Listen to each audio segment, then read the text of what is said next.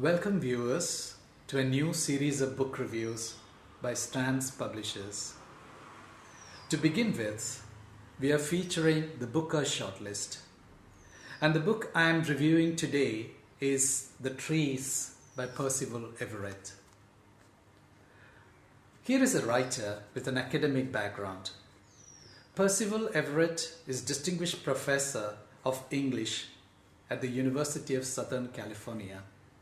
He already has a lot of books published, over 30 of them, including literary fiction, poetry, children's and young adults fiction, and short story collections.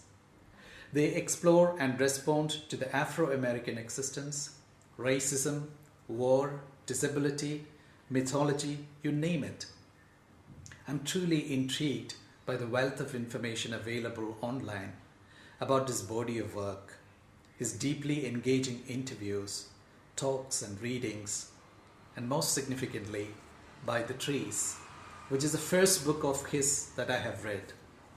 Thank you, the Booker Prize judges, for bringing the fictional world of this very important writer to readers like me, who are less privileged when it comes to following all the movements and engagements, as we are stuck in very insular places, so far away from what's called the literary circuit.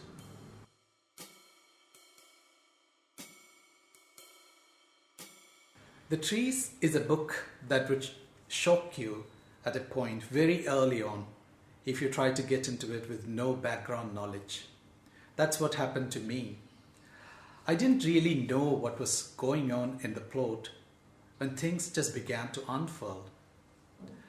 I was taken aback with some turns of phrases and the pivotal incident that also defines the book's mood. But the very effective and sharp use of language and humor, the way everything was described as if I was placed within vivid scenes and freeze frames as a witness, were so strong that these kept drawing me in. And the end result was so rewarding.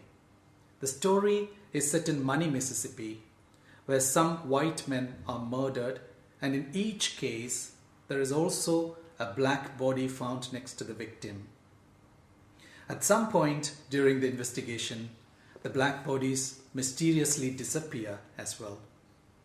I won't divulge more details that can be spoilers, but what appears to be the plot for an investigative thriller goes much deeper to certain issues related to the place, especially to the murder of the 14-year-old Emmett Till in 1955 in the area.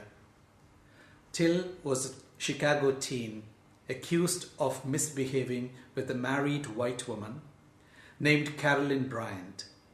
This led to the lynching and later controversies regarding the event, and how none of the perpetrators were punished. But the book is also about the general history of lynching and wrongdoing against colored people in the United States. Everett brings in elements of horror and humor in the most unlikely places. And that's achieved through the use of crisp and hard-hitting dialogues. There are a lot of expletives and racial slurs, but they seem so necessary to mark the community that he is writing about and to achieve a sense of the place and time. The symbolism of castration and the wronged people rising with a whisper among the trees works on several layers as well.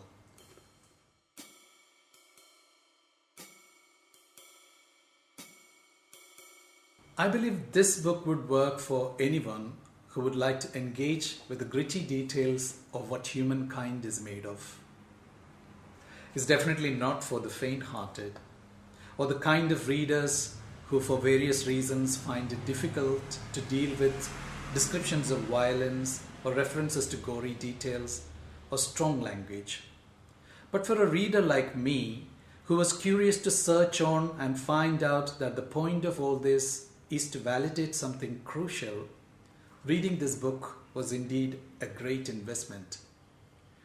This can also be a good fit for those academics who would like to explore American history or even human history from fresh perspectives.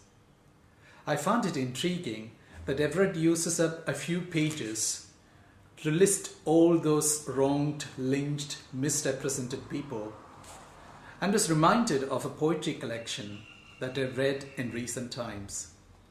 The British poet J. Bernard's Surge. Though J uses a different technique to bring to life 13 black teenagers who were killed in a house fire at a birthday party at 439 New Cross Road in southeast London, both books seem to have stemmed from some focused research.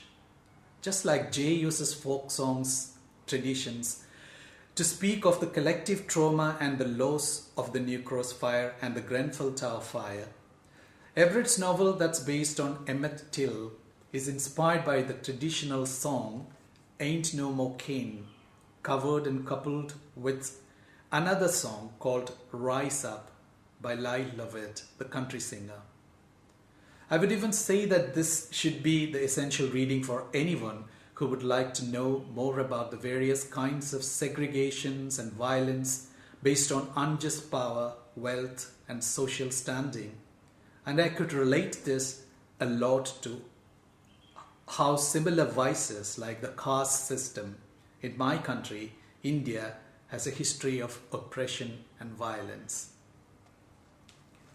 If you like the Strands book reviews, please subscribe to this channel and wait for the next review in the Booker Shortlist. Until then, happy reading.